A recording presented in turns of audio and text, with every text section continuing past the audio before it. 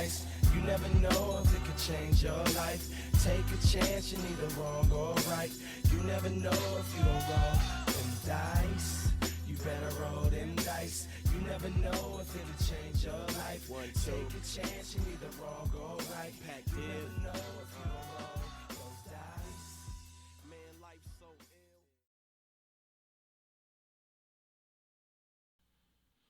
Howdy, Rob. Howdy, Matt. Hey, and welcome everyone back to another episode of Dungeon Master of None, Actual Prep Edition.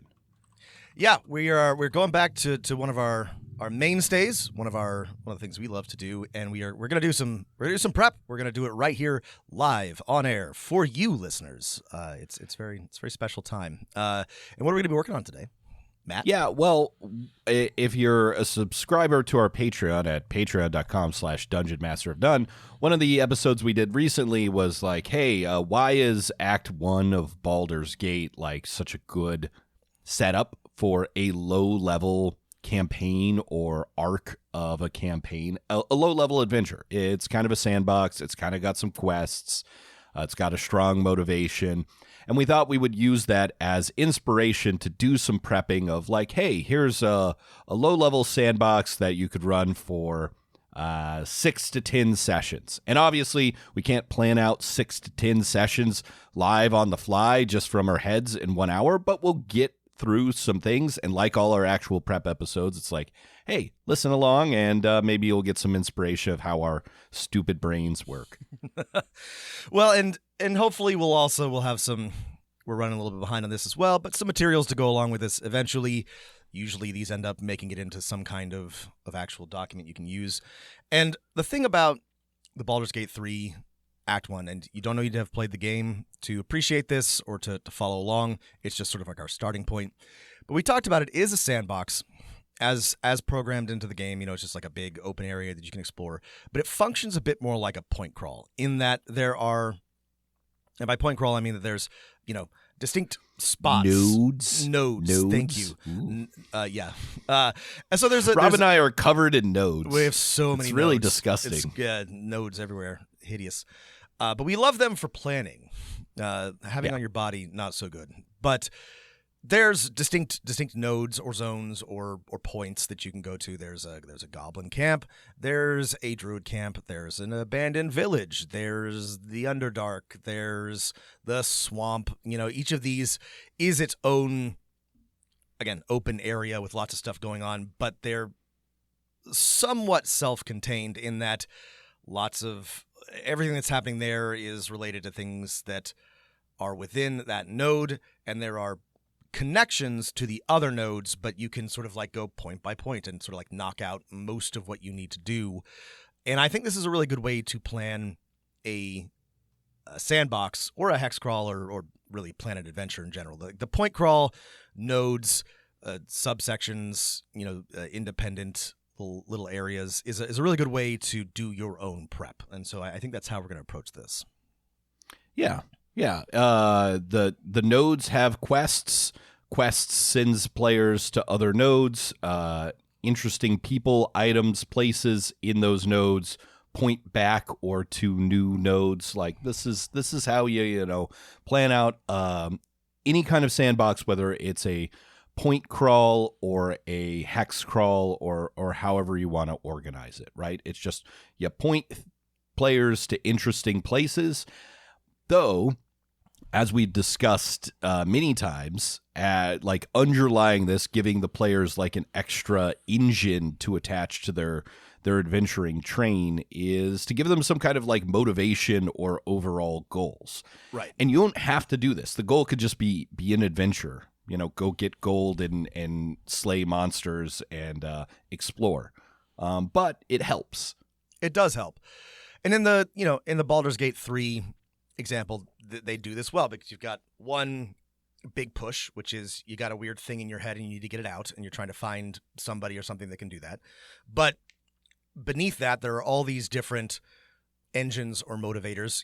Deal with the goblin camp, find a cool thing, one of your companions wants to go a place, etc. And this means that it's, I think, Part of why it works is that you're highly motivated. You have a lot of good reasons to go lots of different places, regardless of sort of like what your personal interest or your PC's like role-playing interest is. There's just like a lot of good, compelling reasons to go places and do things. And once you have that engine rolling, once your players are invested in the world and the campaign and the party, it's really easy to sort of like keep that flywheel going. So this I agree with Matt. Have a big picture thing. This is maybe one of the weaknesses of a traditional hex crawl, is that they are often just go, adventure, find loot. And that works for a lot of parties. But I think a preferred, and to me, sort of like the perfect marriage of the two, is here's a hex crawl, go adventure, fight monsters, get treasure, but also you're trying to find a hidden whatever, or you're trying to look for your lost whoever, or you're, being asked to do something by somebody important to seek, a quest item. Here's how I organize it in my games, and you have like 3 options here. Is A, you can give the entire party, here's your goal. You must stop the cult of Tiamat, right? Or you're all linked to the king, and the king has ordered you to do whatever. Right. B, you all have your own kind of goals, right? Yeah. And these are things from the players' backstories. And the great thing is that the players come up with some kind of goal or backstory through character creation or early sessions of play. You can go plan something that ties into that, put it somewhere in one of your points or hexes. Third option, A, B. You do both, right? Mm-hmm. You give the party a goal, you let your players have the goal. That's usually how I do it, but there's no right or wrong answer here. Right. And I would say, and Matt, I'm sorry for ruining your construction, but like, regardless, there's a C here. And the C is whenever you get somewhere, there's a sub thing. You're at the desecrated chapel, and you find a crusader's sword, and you have to return it to the crusader who is encamped at the waterfall ford a few miles away. And then when you get to the waterfall ford in the crusader's camp, you'll find him, or you won't find him, and that will lead to another node. But like, right, that's beneath. C is the world's is how the point crawl and the hex crawl work, right? Yeah. So there's really what we're talking about, and Rob's correct, right? The construction is there are 3 possible sources of motivation that players can be working on at any time, right? Party, personal, and world discovery. Yes. Right? Yeah. Speaking of which, and the great thing about like playing the motivation is like you can slot it in at any time as you are like prepping it out. Yeah. You can start at the beginning, like, okay, let's come up with the big idea that's gonna hit the party or that is important to the world, or you can let it arise organically. How do we want to do it? Where do we want to start? I like the idea. So in my experience with my players, they often don't come to the table with like a super ironed out idea of their PC's backstory or motivations.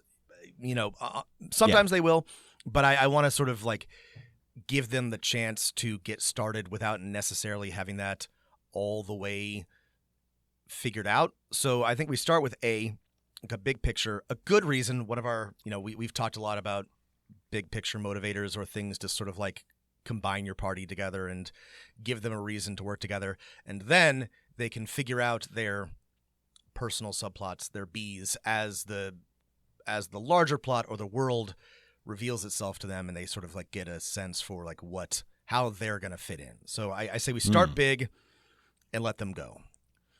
Okay, yeah, let's do that. So I think big party goals, right, can often be magical in nature. So you have some magic or technology that's investing you. They can be like I would say personal, like, hey, you're all related in this way from this organization, or things like that. Where do we want to go with this motivation? I mean, I have a clear favorite for this one for fantasy games, for open-ended ones, and that's letter from friend. I love the idea that everybody gets like a letter from will make an NPC somebody that they have a reason to know, love, hate, have worked with, been a student of, and this does require them to do a little bit of thinking. But you ask them, what's your relationship to this person? You received a letter. They have gone missing. They are looking for help with something. I like gone missing. I like gone missing a lot because then you don't have to necessarily role play that NPC. But either they want to find this person to help them, or they've been trying to find this person to kill them, or exact revenge or something. They have a motivation to find the NPC that sent them a letter, who has since gone missing. Okay. Yeah, I like that. Fine. As the party's motivation, they got to find someone. I think the key thing on this one is to make that person interesting or weird in some way. You never want this person to just be a guy or gal. Sure. Do we want to come up with that now, or we can always table it? We know the players are looking for someone who is missing. I can keep spinning, Matt. How do we want to table that until we figured out some other big picture things? Yeah. Okay. We'll circle it's back fine, around. right? Because the great thing about planning a sandbox is it doesn't really matter why the players are looking for someone or who that person is. We can come up with that as we plan out the sandbox. It's not important to know that right now. Let's see. I think one way to start with a sandbox is to start with the starting location, or to just start with a cool or interesting place. Do we want to start with the starting location, or do we just want to get into let's find a cool place that the players are encountering? In Baldur's Gate 3 terms, right? Are we starting at the Druid's Grove, or are we heading straight to the Underdark and working backwards? There's no right or wrong answer here. This is a good question. Let's pick an interesting place. I think we can work backward from that. So let's find a cool place for a point crawl, and then work backwards to where they're starting. Okay. That's fine. I think I got an idea for a first zone, which is just I don't know why I was thinking about this earlier this week, but I don't know, maybe something made a reference to the book of Genesis. I think it's by Jonathan Franzen, or one of those new authors. Have you ever heard of this book? I am familiar, vaguely so. So there's this character who really represents the city of New York, actually. There's an angel with a flaming sword in Genesis, right? Sure. That guards, a garden or something like that. I was thinking, well, what if that garden was still around, and what if that angel was still around, and maybe they got bored of guarding things? And then I was thinking of the that fun. Gosh, what was it? Journeys Through the Radiant Citadel, where an angel is just ruling a city. But I don't think that adventure ever explained why that angel was ruling a city. And I was like, oh, that's why an angel would be ruling a city. There's a city or some sort of civilization grew up around whatever they were supposed to be guarding with a flaming sword. Actually, by the way, Rob, that's all I got. That's but perfect. I think we can build a fun zone around this. No, that's beautiful. This might be my fault, because I probably mentioned something about a flaming sword because I was one of my big-brained ideas for my cyberpunk game was a program that was a flaming sword, and there were a bunch of hidden references to Uriel and Yahat Cherub, which is I think Hebrew for the flaming sword. And I probably mentioned this to you at some point in one of our recordings, and it wormed its way into your brain. So this is great for me. I love this shit. I always have been interested in the angel with a flaming sword that the Book of Genesis by Jonathan Franzen mentions in an offhand way and then never returns to. Yes. So this reminds me of the dragon utopia / dystopia in Galarian, the perfect society that's run by a benevolent question mark dragon, and it does also Hermea, I that's believe. right. Yeah. And it also, I think, it was in Radiant Citadel or something else, but a city-state ruled by an angel or a diva, D-E-V-A, not D-I-V-A, or a diva. Yeah. Could be both. Is a great, I think, I do sort of like love this sort of thing. Like it on the outside, it all like looks shiny and good, but like there's something just kind of weird or unsettling or under the surface sinister about an angel ruling this place. Yeah. And I think this is where like level comes in. We want to keep it small, right? Enough that a low-level party can deal with everything, no matter what they choose. And so like by society, maybe we mean a group of 10 to 20 knights and a village, hamlet sized with 20 households or something like that. We could start a number of places. We could start with the society. We could start with what's on the outskirts. We could start with what the angel is guarding. Yeah, if it's even there anymore. I think that's a good idea. I also like love the idea of having it be small scale, right? Like not a whole country or a nation state, but like a village, like a small township, and doesn't even have to be an angel. Some sort of lawful or good outsider or something has set up shop. I'm gonna say it should be like a person with 6 wings and several eyes and a flaming sword, so that low-level intro parties can grok what's going on here. Yes, we don't have to introduce. Oh, well, this is actually an archon, and they're different than angels. I so agree. Like, oh, great. It's an angel or something that closely resembles an angel. I agree. Right. Lots of wings, flaming sword, glowing eyes, halo. Yep. Sorry, I'm just Googling cursed artifacts in the D&D handbook. So I think we could come up with our own. We could go with the most interesting ones here are obviously like the hand in the eye of Vecna. Yeah. If we wanted to like go big from the very beginning, that there's something like that here. Well, let me know if this the is Book of Vile Darkness. Let me know if this is too basic or if this is going the wrong direction. But what if the flaming sword is a very powerful, like it's a flaming sword, like it's incredibly powerful, but it has within it the soul of a corrupted angel or something like that, and that everybody who wields it is sort of, wait, hang on, now I'm going somewhere entirely. Let me know if this works. Yeah, they're doomed to be the protector of this village, right? Like everybody who takes up the sword is sort of becomes the new protector of the guardian. Like the Santa Claus. Like the Santa Tim Claus. Allen. It's just like the Santa Claus, Matt. He thought it was just for one night. You're the new Santa. I am not Santa Claus. You put on the suit, you're the big guy. What if I don't buy into this Santa Claus thing? We can lean into that. Like it can transform the person, and we can decide is that person like gone forever, or can they be redeemed? And that's one of like the things that the players have to decide. Like, do they try to save the person who took up the sword last? And that could be their friend. It could be the letter writer. Sorry, I'm spinning threads too fast. Yeah. Okay. Too many connections. Too right. many connections. I was thinking the reason to have like some sort of thing that the sword is guarding, because it fits in with the trope that the players are going to be familiar with and make a logical guess to, is that also gives us a dungeon to build.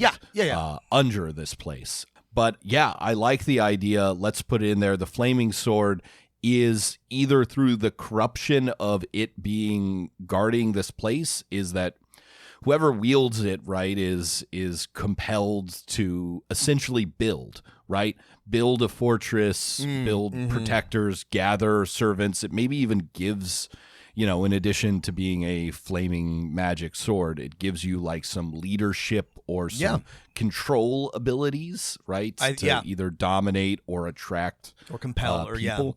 I think that's good. So I've got in our notes here, we could build a fun, like, one of those dungeons that's like, hey, this dungeon is built to guard this thing, right? A Guardian-style dungeon underneath this. What do you think's around this angel? I was thinking, especially with, like, the Santa Claus, plus your idea like Hermea, right? Yeah. This would be a great place for us to put in just I don't know, some asshole paladins or knights. Do like asshole paladins and knights, yes. Yeah. I think that has to be a part of this, right? We've got some low level or lowish level, paladins, knights, armored douchebags, and Yeah, they're level 1, they're tier 1, but they've got armor and shields and swords. That's tough to deal with. And has this person built like a cool keep or a tower or something like that? Well, let's do we stick want with one what of do we our want this to look like? One of our core principles and make it. Let's try to get weird with it. Now, I'm thinking about the garden, right? The garden that is being protected by the angel with a flaming sword. So, what if the dungeon that we're talking about is actually a labyrinth, which is a over like a hedgerows and plants and fountains type labyrinth, rather than a dungeon like beneath the village, right? Which would be, I think, traditional. What's at the center of a labyrinth? What exactly are we guarding? Yeah, I actually that's great. If the keep is at an entrance to like a labyrinth, right? The name of the keep is like ingress or something. I like some that, yeah. synonym for labyrinth. And then it could still be a labyrinth and like a guardian type dungeon, but it is magical hedges and traps and stuff like that. And at the center of the labyrinth, I still think like a cursed item that, the gods somehow either put this sword here or built this labyrinth, or some divine order angels built to trap something that can't be destroyed is there at the center. Yeah. And this is something that the players, they don't have to go get this cursed item, but they might want to, especially if it connects to their friend in some way. Okay, I'm thinking. Okay. So it's hedges and weird traps, and maybe there's this the keep of ingress that is built around the entrance, the only entrance. way in. Okay, I like that. I think it would be cool. Yeah, the thing that the angel is building is this keep. Yeah, the angel has been compelled to gather asshole knights and also laborers to build a mighty keep to protect the entrance to the labyrinth, at the center of which is a cursed artifact of some kind that cannot be destroyed but must be protected. Okay, so there is a keep, and where like the keep is built like over the, deep in the throne room is just a hedge entrance that then goes outside to the hedge, and there's only walls on one side because this hedge maze is magically protected. Right. You can't enter it from the outside. Even if you could see it and find the walls, you can only enter from the throne room. Outside, it's very Dark ingress, Souls. I like that. Yeah, is the village of Threshold, which is little more than like a single tavern and a bunch of farmsteads and laborers' shacks. Ramshackle, huts for people to live in when they're not hauling stone blocks to build ingress. Yeah. I like that. Ingress is constantly being expanded, but And then what's the name of this asshole paladins and knights now that we have more of the theme?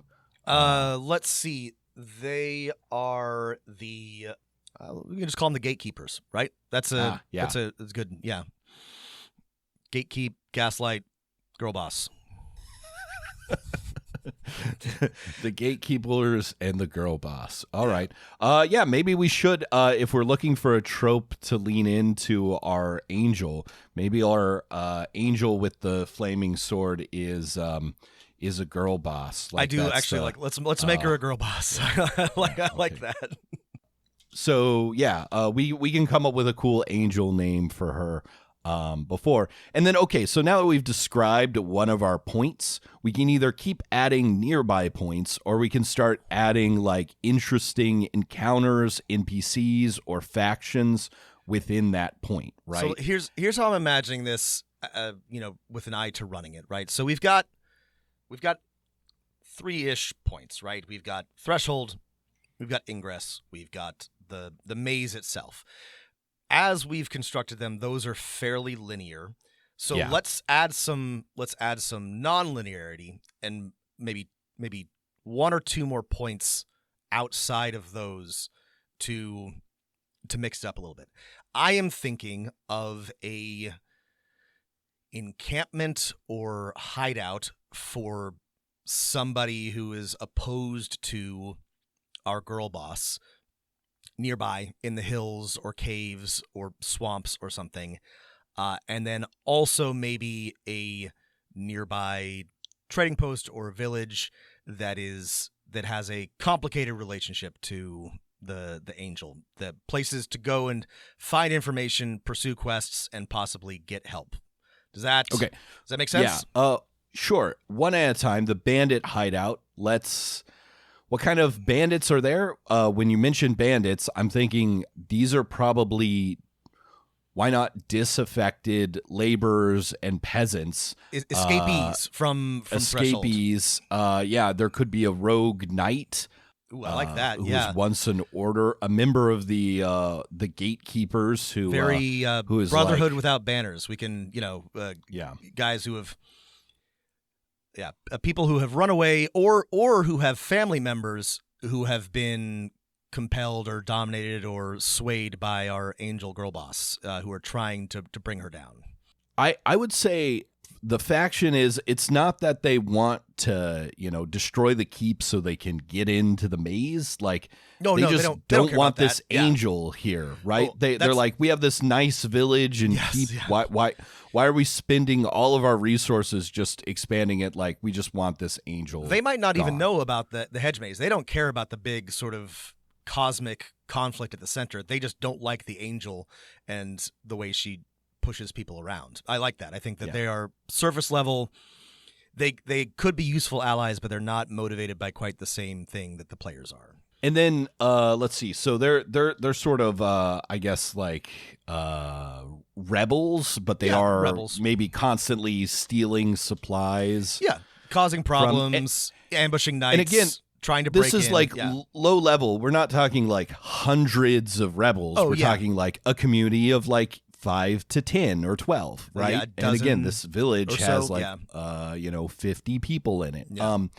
That lets me know that the keep of ingress, right? Like the walls should be incomplete. Yeah. The players should be able to get in if they want. It should be actively being built. There should be many entrance points.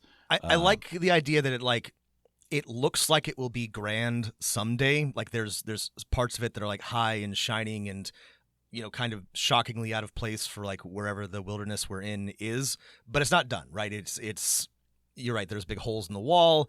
There's not enough gatekeepers to guard every part of it. The small village of Threshold is constantly overworked trying to complete this massive project. Yeah, I like that. Yeah, so building outwards, what are some other nearby things? We could have some clues in the wilderness that like the magic of this hedge maze is affecting it, right? So this kind of lets us know what we should build our random table out to. I like that. There are some magical topiary creatures in the forest nearby. There's some shambling mounds. I like that. kind of stuff. Let's make one of our points the forest or the wilderness nearby. And there's lots to find. And this would be good like if you have players who are rangers or druids and like want to like try to track or find. There's lots of clues outside if they're willing to look for them. Like you said, shambling mounds, animated hedges, other things that are just like not quite right for the wilderness that the right person would be able to pick up on. The Guardian Maze is full of intelligent rats that are pretty good at intelligent giant rats that are good at solving it. Yep. Oh, I love that. Okay. That's great. Let's see. In the village itself, I imagine there are some NPCs that are very loyal to the angel, and then there are some NPCs that are loyal to the bandits. Like we could think of the village as like the middle ground between these two factions. Yeah. I think a sort of like sub thing is that, you know, the angel, our girl boss, rules with a combination of carrot and stick, right? She's got a flaming sword. She uses it sometimes to kill people, but also she can bestow powerful gifts on people, including maybe her gatekeepers and even peasants who please her. So like some people maybe have some special powers, nothing fancy, but obvious boons from heaven. You know, the things that would convince some people that she's the real deal. Now, when you're building a sandbox, right, the important thing is to make sure that if it's an intelligent NPC or even if it's not, like, you know, what does it want and how does that want relate to the players, right? Because the worst thing you can have is have this open-ended thing where the players show up, they meet this cool angel, they discover all the factions, and all the factions tell the players to, like, hey, go away, mind your own business, right? Right. That might be logical, but it's not the logic you should choose. You should come up with some other factors so that there's an interesting way for the players to decide how they want to deal with the wants. And I want to start with our guardian angel girl boss here. Yeah. What does she want from adventurer types or from the players, right? What is the problem she is trying to overcome? And it could be as simple as, hey, there are these bandits who are threatening this rule, go kill them. Or it could be more complicated, like, hey, there's something wrong with the hedge. I'm forbidden from going in there. You need to go in there and kill these intelligent rats. I don't know. Something like this. No, I like this. This is great. I think our girl boss, the main thing that she wants, or a big thing, is, hey, there's these bandits that are kidnapping my workers and sabotaging the work of Ingress, and I can't leave the keep. I have to oversee this construction and guard this maze, so will you go and deal with these bandits for me? Yeah, she can't leave the entrance to the maze, right? Yeah, oh yeah, that's right. She's never even seen the village. Or that's right. That's right. Like That's right. that. It's even better. That's Right? real- She is, locked basically into this protector role.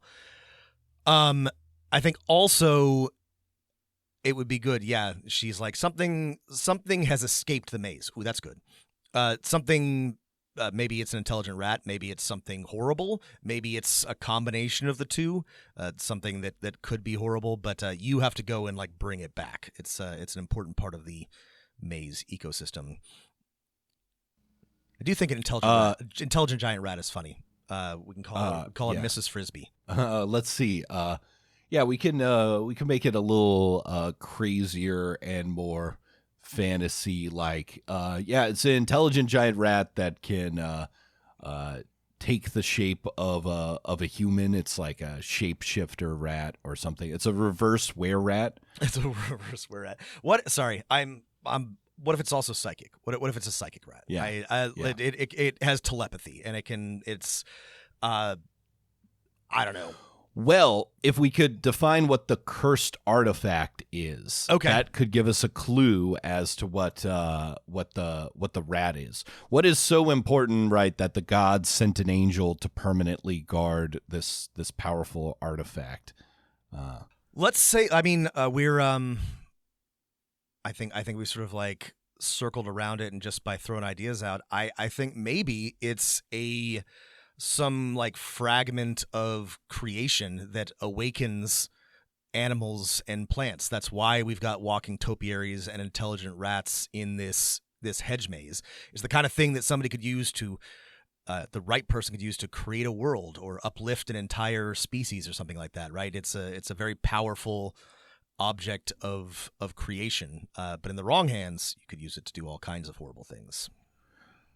Okay, it's a fragment of awakening, right?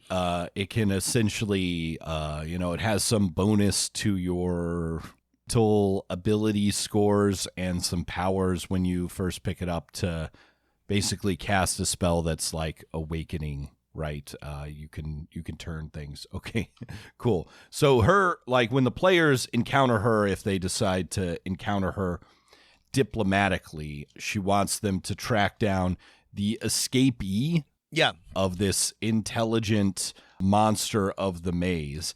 And this is where we should say that this intelligent monster of the maze is not here at this point, right? Yes. It's at another point, right? It's at a different and point. that's going to be it's at a different point. And then this is also a reminder, we need at least a couple other things that connect to other points, which we can add later as we build those other points. Yeah. So Yeah. Okay. I think that's. I mean, she probably has other things that she wants them to do, but like I think having two things when they show up and she's like, "Hello, I need help with these things. I will reward you with powers or gold or both if you help me with this," is a good way to start. And then I would say it's her servants, the knights that she's enthralled or coerced in, like they have kind of some perfect hierarchy and funny names. There's 8 to 12 of them, and they're the ones that are like the real important thing is that you stop the supply disruptions to us building the keep. You deal with the bandits. That and makes stuff sense. Like that. Yeah. And the bandits are maybe more focused on the knights. Okay, yeah, we should. Okay, this is when you start thinking. Okay, I need to point to some other points. It's time to set aside one of your points and then come back to it, but build what's the next point over, or it could be a completely different side of your point crawl or point map. Well, let's do threshold. I really like the idea of threshold. So we've got this village. Some of the workers, some of the people there are maybe like directly compelled by our girl boss, but a lot of them are there either more mundanely coerced by either they've been paid or possibly even enslaved by the asshole knights to work. Maybe we have a system where there's it's serfdom. You're describing serfdom. I'm describing serfdom, and a corvée system, like 16th and 17th century Eastern Europe. Rob has rediscovered serfdom. I've rediscovered serfdom, but with angels, which is better. So I like that there's a tavern. There's maybe a beleaguered tavern keeper who has no real like allegiance to anybody and is just trying to make a buck. Maybe they can be somebody who points the players in like one direction or another. I think it would be cool to have. There's obviously like an infiltrator in the village. There's somebody from the rebels who is pretending to be on the side of the girl boss, but is working to undermine them. Call him or her the stonemason. Love it. Have it be the stonemason. Listen, if you see a mason, you know that there's conspiracies afoot. Conspiratorial. I think also maybe there's some. Actually, let's call our bandit rebels right. Okay, we can't call them the Freemasons. We can't call them the Freemasons. We can call them the Masons of. We can call them the the stone cutters. I was just gonna say that's from The Simpsons. We can't do that either. That was literally the first thing that I came up with. Hang on. That's fine. We can leave stone cutters as a placeholder. Yeah, let's call them stone cutters. We can fix that later. But something along. I like that. They're undermining. Stone breakers. The sappers. Yeah. Okay. Something like that. Yeah. And then I would say this is if we're going with Baldur's Gate 3 style, right? Even the like little pet. Everyone wants something from the players. Even the little peasants have an adventurer task for them. I think this is great. I think the peasants they live lives of deprivation, and they want some good ale or like nice cheese from maybe there's a trading post nearby, or they heard of like a cache hidden in the woods. This could be like from one point to another to get just something nice because they spend a lot of days working, and the gatekeepers are not particularly interested with their comforts. They get bread and water, and that's about it. Yeah, they want wine for they're planning a wedding between two of the yes. laborers, and they need wine from another village. And here's another thing that the players can do that's at another point that's nowhere near threshold or ingress or this maze or this keep. And so that's so again. Now I think we should move away from this cluster of subpoints, right, that are all near each other, and build something that's, a day's travel away or a watch's travel away from these. Okay.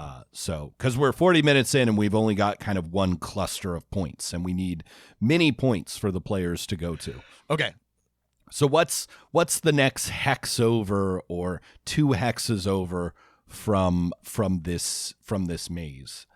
Sure. So let's do something a little bit more interesting than just a village. A village, keep or on the Borderlands, for example. Yeah. Or a village of Hamlet. Let's say, I've got it. Let's go back to one of our strengths. Let's say that there is a seasonal encampment of nomads. There's a plain nearby on again, like maybe a day's ride away, and at this time, let's say it's summer. There's summer grazing grounds are there, and so there's a huge congregation of nomads, and we can have these be your standard steppe nomads, or it can be some Roma-style wagon travelers, or maybe a combination of both, wagons and yurts, and a big gathering of nomadic folk, which has a big opportunity for trade, but also interesting visitors and people who both are interested in combat and magic, etc., so on and so forth. We've already got humanoids, right? I'm assuming that like these peasants and knights are humans or human-like things.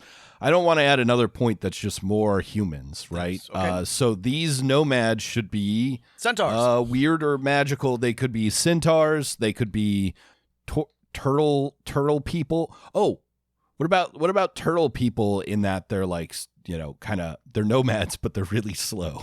I love that. They migrate very slowly. Well, it's let's not make it be like their summer camp. Let's just say this is the traveling turtle caravan, and they just happen to be nearby right now, and they're moving at a slow pace across the plains, and happen to be in the region, and will be probably for a month or two at least.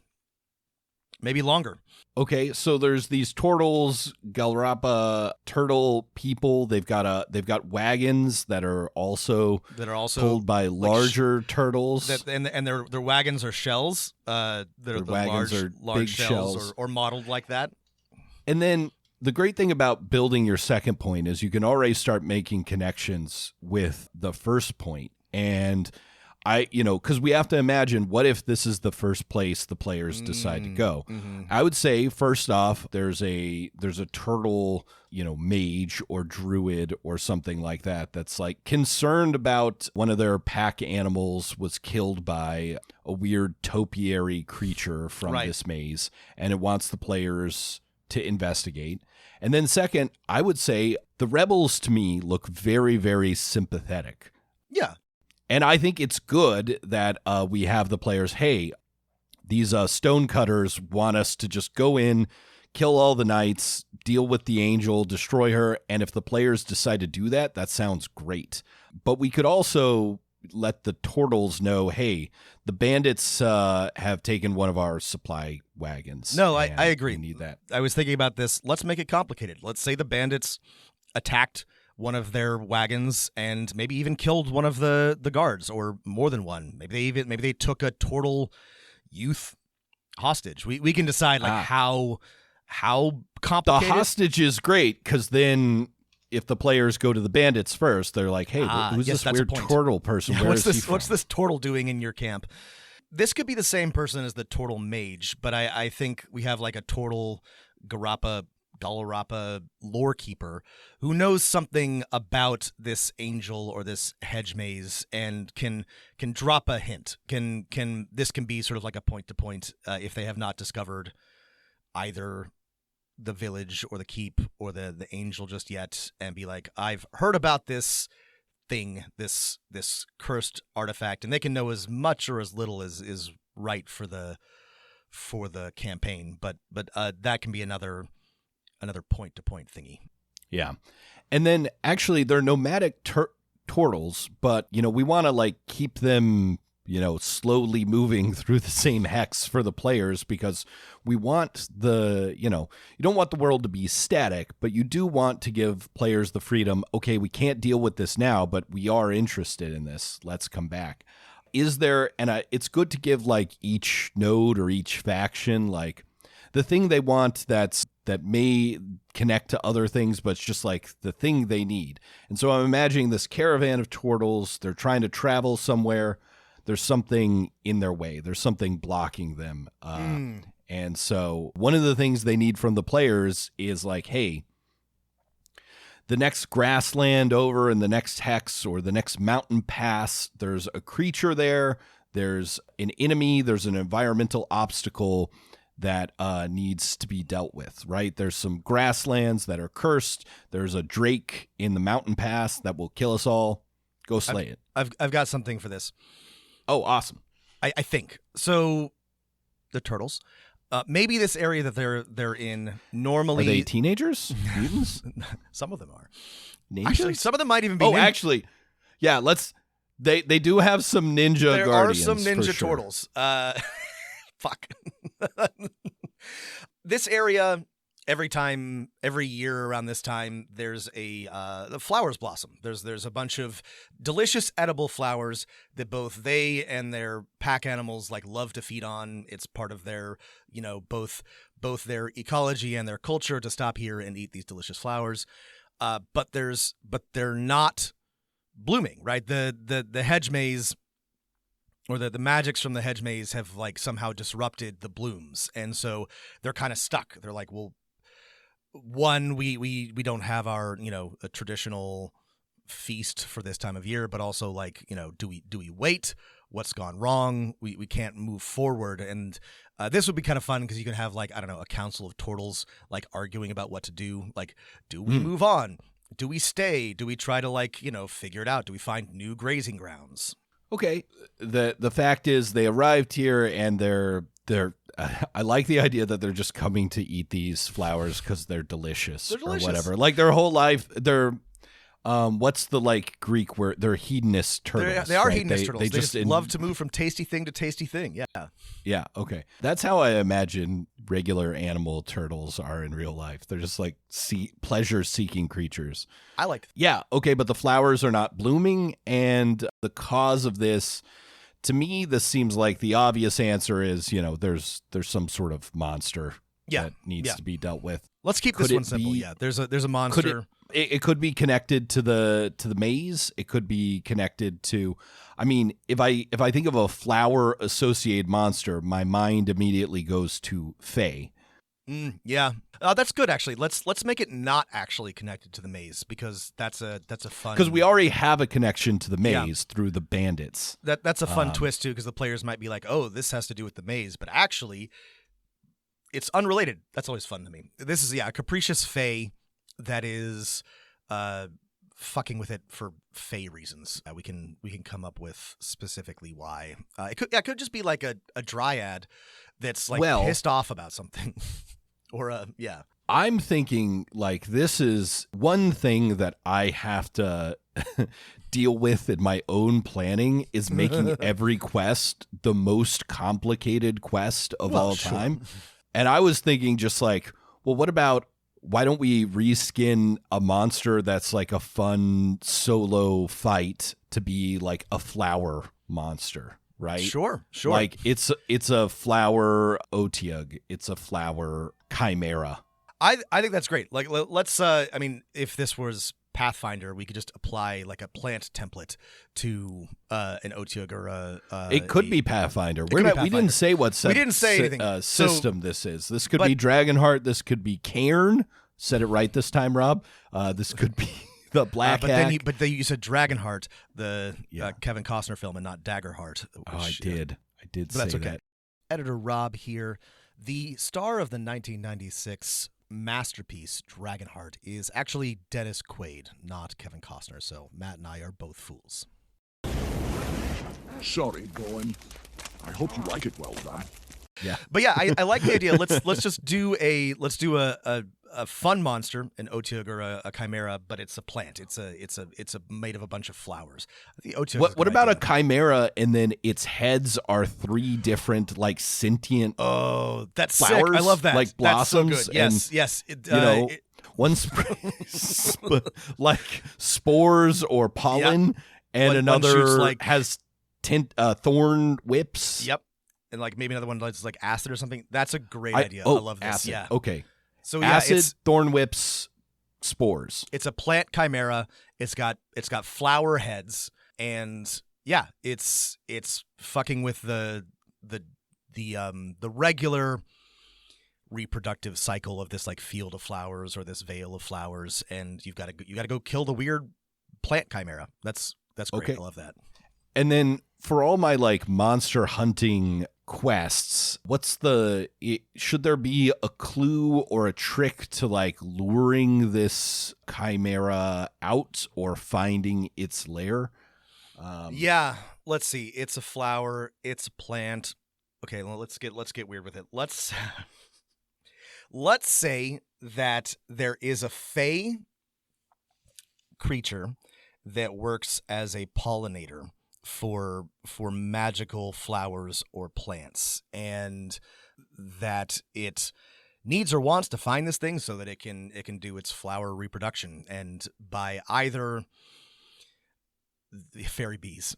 I'm thinking of fairy bees, and either the players need to find some, or they need to like mimic or imitate them to sort of like attract the plant chimera, which is trying to find pollinators for its life cycle.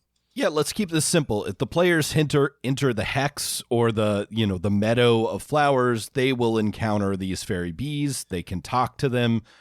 They can deal with them. They're annoying, but they will tell them, "Hey, the chimera lives over here," or you need to like mound. What do flowers eat? Sunlight. You need to create an intense area of sunlight for it to bathe in, and it will come. And then or you it can slay wants like a nutritious soil. Like you need to pile up a bunch of maybe they need to pile up a bunch of like turtle dung to so that it can nest and get a bunch of nutrients to get bigger. And then, this is one of those, keep the solution open-ended. If the players have someone who's good at tracking, they can find a footprint and try and follow it. There's many ways. If they follow it, it'll take it to a lair where it's maybe a little more defensible to fight. But they could also listen to the fairies and create a little garden for it. And if they create a garden for it, they can slay it. Slaying it releases the pollen and stuff, and the flowers can bloom. The turtles are happy. They'll give the players something.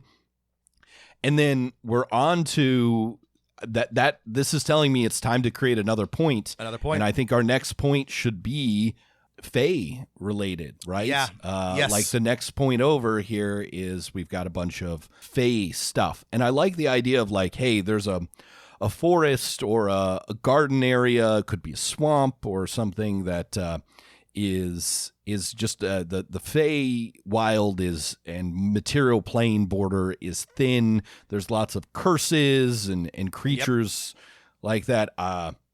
Tell me if this. Tell me if I love having a. Yeah, go ahead. Go ahead. Oh, I was just like, I love having a Fey style knight, like a green. What's the guy from Arthur? Not the children's PBS TV show, but from the you may not have heard of it. It's way more obscure than from the tales. No. A fairy knight is a classic trope. I love that. Right. Green man kind of knight like who will Knight. challenge the players. And does he have anything to do with the rest of the story? No, that's fine. He's just into challenge, but he will tell Oberon. Is one of many. Okay, I love this. Tell me if this makes sense. So I let's have like a fairy court, and I think that let's lean into the whole like fae thing, and instead of being in a specific hex, there are thin places and also entrances kind of like all over the place. And so this means that like maybe the players might stumble into the fairy court accidentally, or they can find it deliberately. But it's you know, it is like a different realm. Like it's alongside, but like not precisely like in this same area. And there's you got your fairy knight, you've got your fairy bees, and some other connections to the Feywilds for like running through the whole area. So we need to build like a very small, again, low level fairy court, right? Maybe there's 3 members of it, right? We don't want to make a lot of NPCs for us to keep track of, right? There are 3 like barons or subdukes or something like that the players can negotiate between. I also like the idea that there might be regular humanoids. Oh, intelligent creature escaped from a maze. Minotaur. A Minotaur, well, right, yes. Of course. Going back to 2 points ago. See, this is the great thing about like planning hexes. You put something aside and then you're like, hey, what should it should be a mouse minotaur, a rat minotaur. Yeah. Well, this is stealing directly from Gradient Descent, but I'm not mad about it. It's like we should have the minotaur be nice. Be like look like a monster, but be like kind and intelligent and noble. That's, you know, is a complicated decision, right? Like, how do you bring it back? Do you work with it? What does it want? Nice. So I'm just writing down nice, scary looking rat minotaur. Rat minotaur. The horned rat. The horned rat. Love it. That's Warhammer. Warhammer has a horned. It's a horned rat. That's right. It's the god of the Skaven, I think. I think that's before right. Someone. I'm trying to think through this so someone doesn't feel the need to post it. Please don't get mad if we got Warhammer lore wrong. Yeah. All right. I had in my like brainstorming this week, this is what I like write down sometimes, is buff elves. I wrote down buff elves. I love buff elves, and one of the cool things about Baldur's Gate 3 is that you can make a beefcake elf. It's probably, like, to me, just like one of the funniest things that you can like physically represent in fantasy. I love the idea of a super buff elf. It's hilarious to me. So let's have some buff elves. Okay, so there's a tribe of like wild elves or Grurok or whatever they're called in D&D that are live here in the Feywild thin lands, this forest. They're all into lifting and being barbarians. And feats of strength. I love this. Feats of strength. They're still elves, but like they're not like, they're just constantly like lifting things, working out, you know, consuming protein, challenging each other to arm wrestling and other forms of you know, physical prowess. And maybe they're kind of dipshits, like they're gym bros. But I love that. Well, that tells me that one of in our court of the Feywild is a Fey that represents the strength of nature or something like that, the power of nature. So there's a duke, one of the minor Fey that live on the other side of the curtain from the material world that the players are in, is a duke of strong Fey. A duke of, I don't know, duke of oak or something like that, or the oaken duke. You know, he's just a strong tree-like Fey. He's just a plant, but still, but very strong. Yeah, we'll hammer that one out. Yeah, cool. Yeah, the wild elves, they live in giant oak trees or something like that, where they've built their gyms. And they have a bunch of like obstacle courses that they run. They've got things to swing on and jump over. Oh, this would be a fun way to redo for a set of new players a great classic elf dwarf conflict, right? The other group of intelligent creatures that live in this Feywild forest could be dwarves. No, we don't have to go. No. I love that. Let's make up some. This is not we're forging off the path, but let's have some Fey dwarves. Like let's say that there's a group of Fey dwarves, and we're playing against type here. They also love trees. They're hippie druid dwarves. Let's maybe Oh This yeah, is they're maybe druid dwarves, right? The elves don't have any magic. They don't have any magic. just They're just buff. barbarians, right? That's right.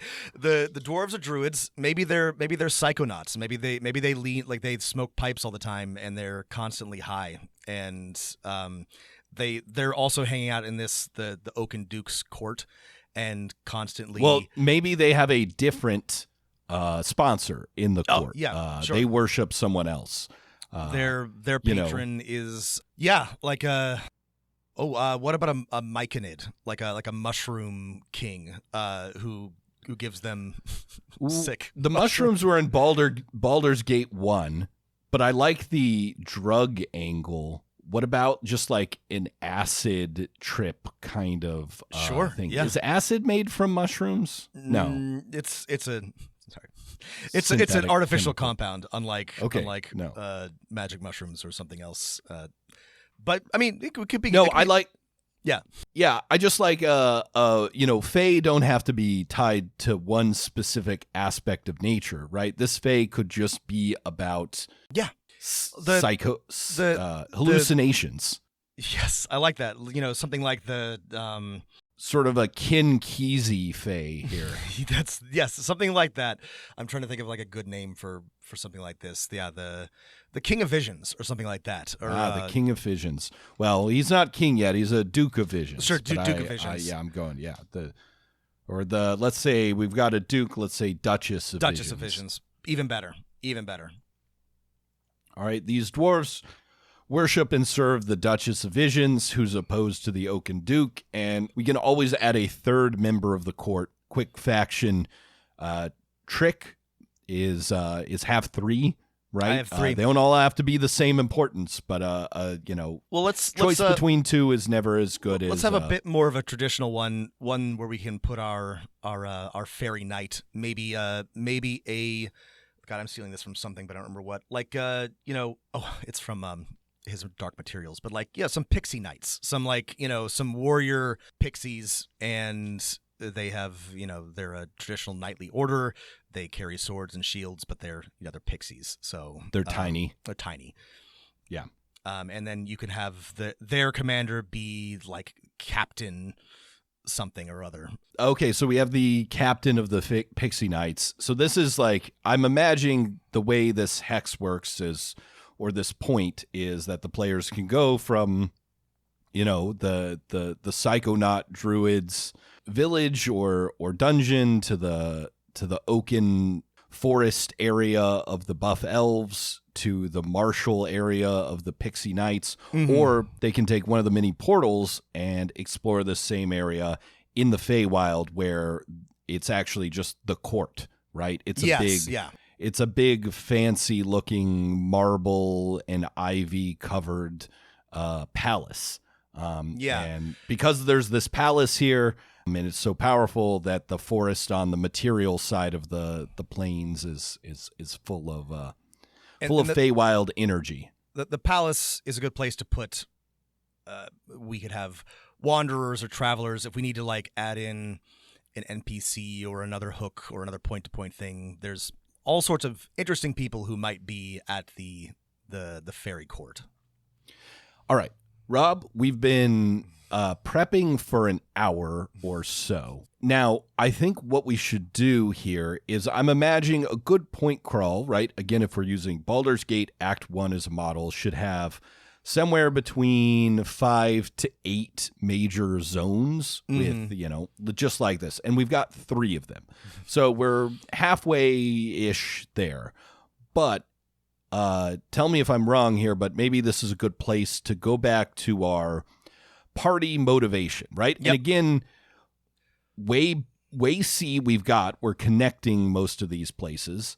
Way B is going to depend on what your players come up with for their characters and backstory to give them, individual quests. So that's on you, or on us when we get this in front of players. Way A, though, what's the party motivation? And so I have in my notes, we have a letter for a friend, a relationship. We're looking for someone who's been missing or captured. Are any of these zones strong enough that we can put this person the players are looking for there somewhere? Okay. So we should tie this together. 2 questions. Do we want to change our motivation now that we've hammered a bunch of stuff out, or do we want to just stick to this and make it work? So far, I'm not. I mean, obviously, this person could be captured by the Fae and is in the Feywild or something, or they've been lost in the maze of that the angel is guarding at Ingress.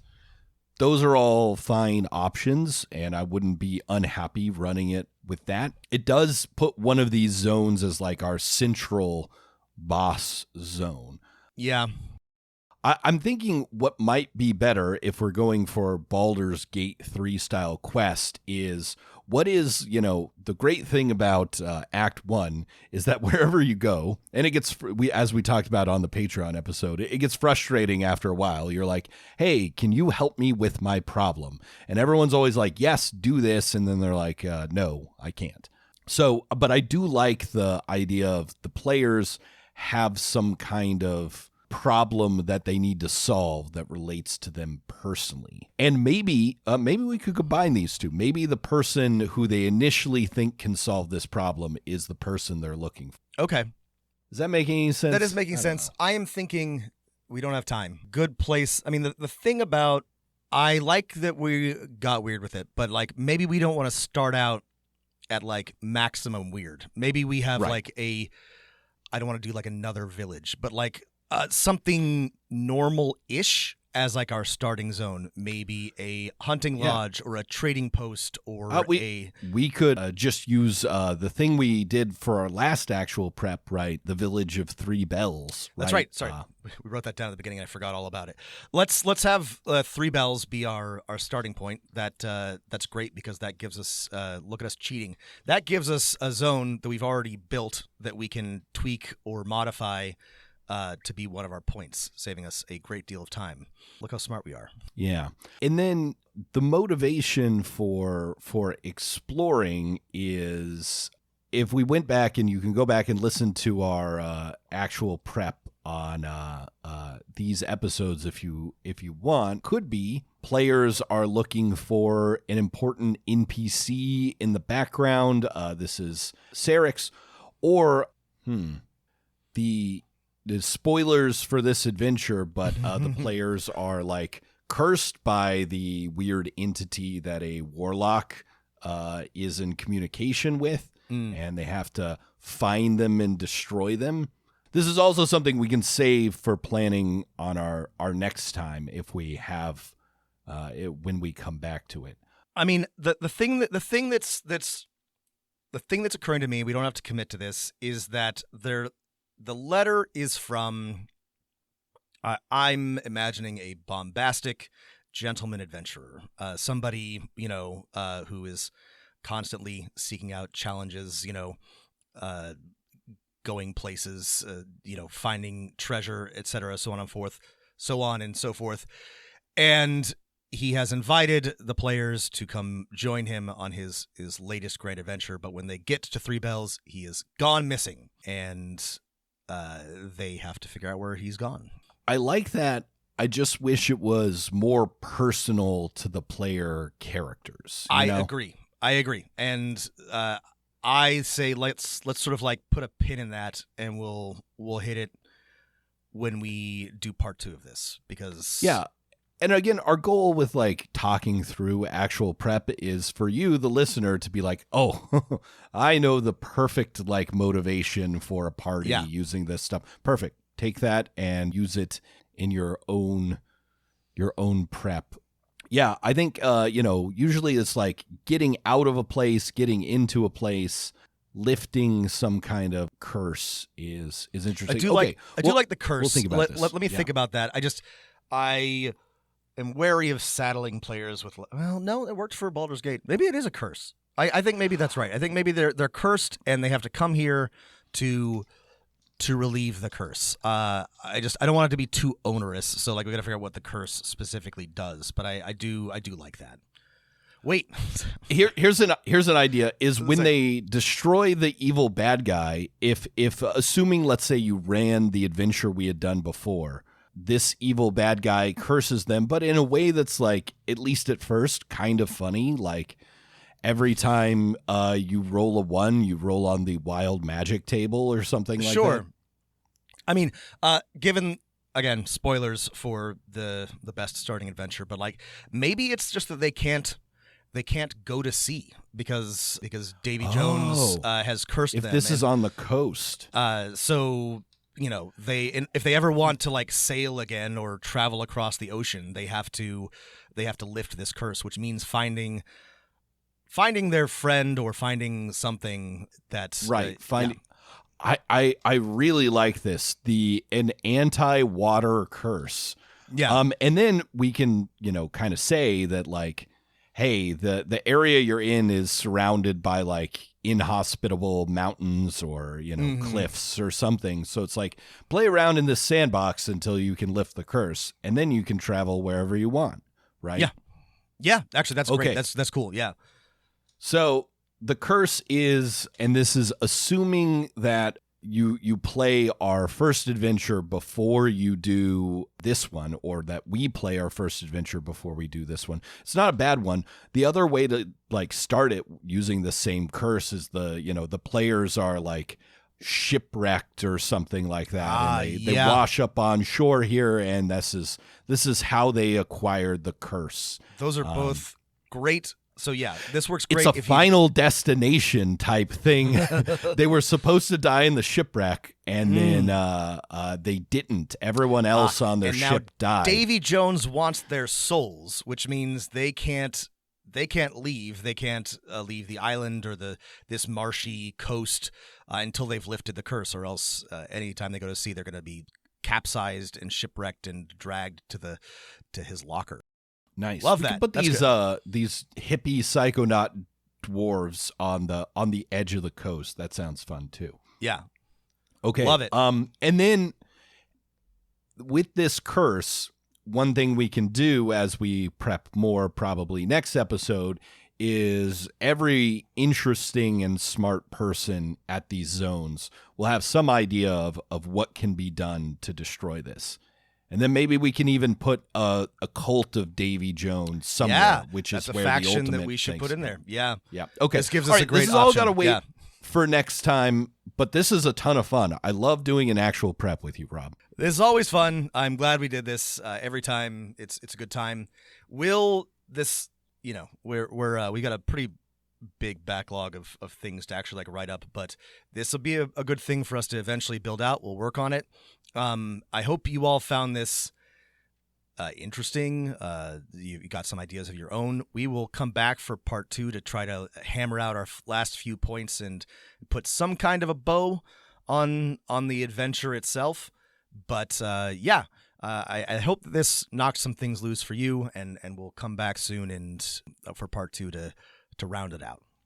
Yeah, thanks for listening, everyone. If you want a copy of our best starting adventure, you can head over to patreon.com/dungeonmaster of None and unlock all of our bonus episodes there and support the show. You can also, if you have some suggestions or ideas or thoughts or questions, drop us a line at dmofnone@gmail.com.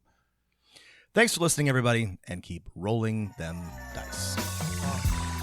You better roll them dice. You never know if it could change your life. Take a chance, you're neither wrong or right. You never know if you don't roll them dice. You better roll them dice. You never know if it could change your life. Take a chance, you're neither wrong or right. Pac Div. You never know if you don't roll.